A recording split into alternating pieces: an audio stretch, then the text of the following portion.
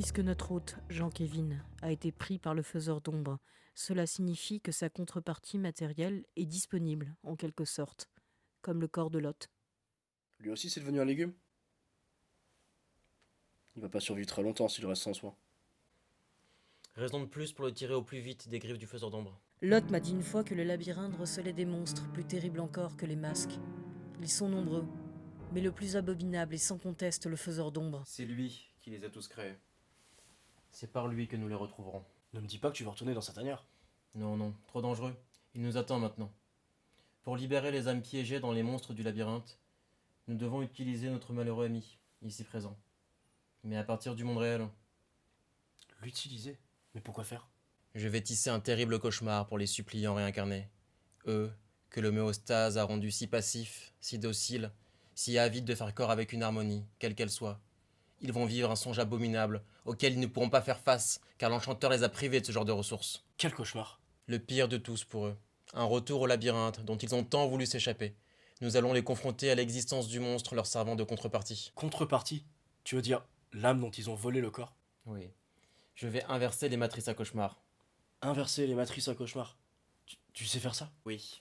Grâce aux notes de l'ombre. Comment? C'est tout? Avec ces petits gribouillis, ça suffit? Il faut être oniromancien pour comprendre, mais crois-moi, le règne de l'enchanteur touche à sa fin.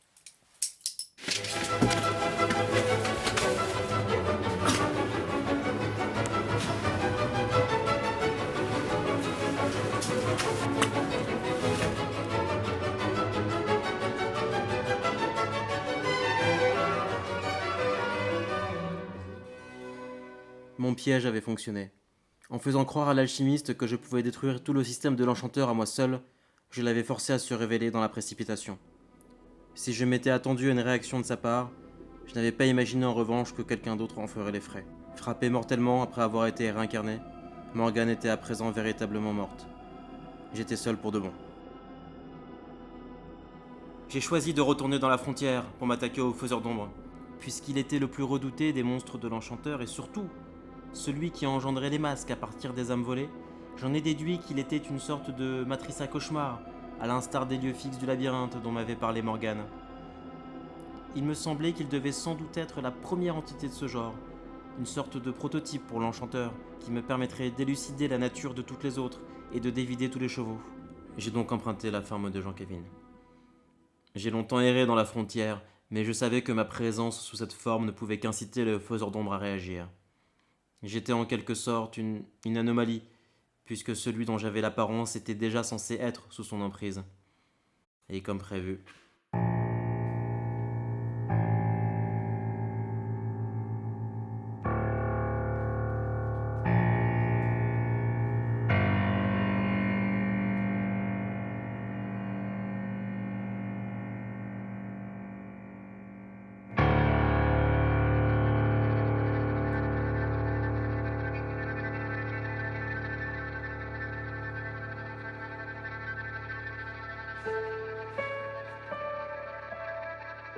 Toi!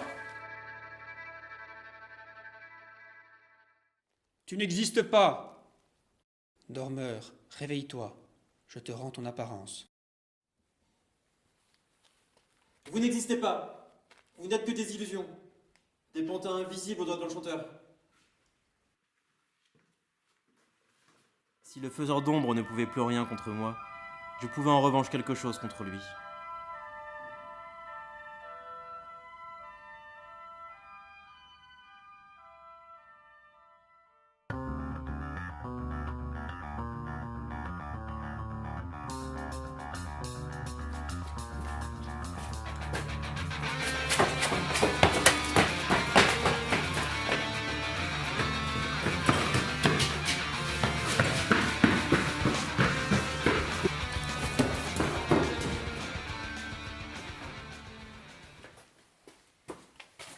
Ainsi, c'était toi. Tu étais le faiseur d'ombre. N'approche pas! Je ne comprends pas. Le faiseur d'ombre est un être humain. Mais pourtant, il est bien... À moins que... Tais-toi! Tu ne sais pas de quoi tu parles! En fait, tu n'as jamais existé. Toi-même, tu n'as jamais été qu'un rêve, ou plutôt un cauchemar, un rêve plus puissant que ceux qui l'avaient imaginé, et presque plus réel qu'eux. Suprême ironie. L'enchanteur si terrible, si formidable n'est qu'une chimère. Je suis plus réel que tu ne le seras jamais, misérable. Je suis l'architecte de l'idéal, de la perfection. Cela ne te rend que moins réel encore. Il est temps pour tout le monde de se réveiller de ce monstrueux cauchemar. Alors j'ai rendu leur corps à ceux qui en avaient été dépossédés à la naissance. Ils ne savaient donc ni conduire, ni piloter, ni même marcher. Toute mon œuvre, qui devait enfin apporter la paix et l'harmonie, eh bien tu disparaîtras avec elle. Tu ne retourneras jamais au monde réel. C'était moi ou le chaos, Mordred. Rien d'autre que le chaos. Au début, je n'ai pas pris au sérieux les menaces de l'enchanteur. Certes, il m'avait enfermé dans la frontière, mais j'étais toujours là. Ce n'est qu'après quelques heures d'errance que j'ai compris.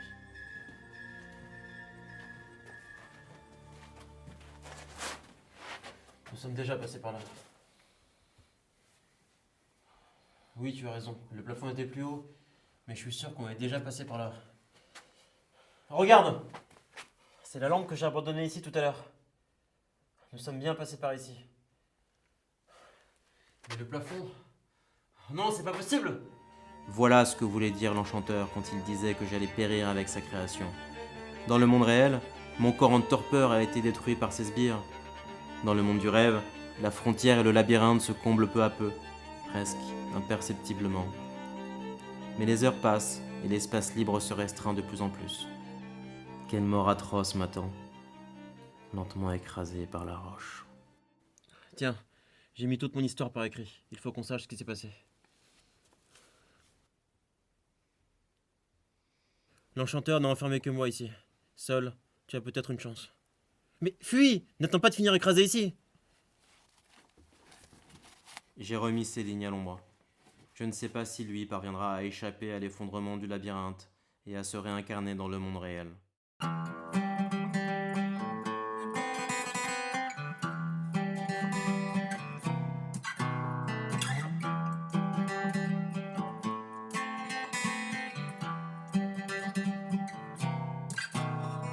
Non, je ne ressemble à rien, ni à toi, ni à ton chien. Non, je ne ressemble à rien, ni à mon sang, ni au tien, ni à mon sang, ni au tien. Vous m'avez pourtant fabriqué, enfant de millions d'années. Tout en moi vient du passé. Grâce à cette mémoire impure, j'ai joué sous le soleil dur. Et vu à l'ombre de ces murs, un scribe inventer l'écriture. Longue vie aux monstres.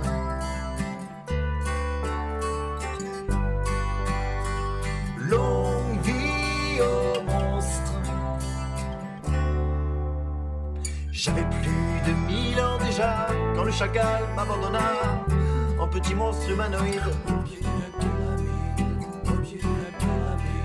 Cousu d'innombrables liens, comme vous tous, je proviens d'un argile très ancien. Cent fois veuve de mes amours mortes, moi aussi, j'ai franchi les portes de la forêt des simulacres, mais je ne vous ressemble pas. Longue vie aux monstres.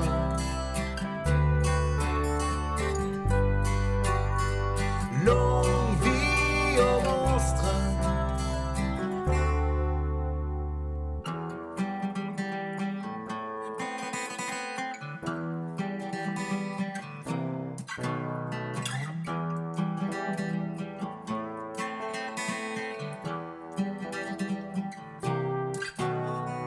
Non, je ne vous ressemble pas, je dors sous l'hospice livide d'une lune aux yeux candides. Sans rien pour me définir, je suis resté infini. Et ce monstre, c'est le mien. Qui ne ressemble à rien, moi qui ne ressemble à rien. Moi qui ne ressemble à rien, moi qui ne ressemble à rien. Moi qui ne ressemble à rien, moi qui ne ressemble à rien.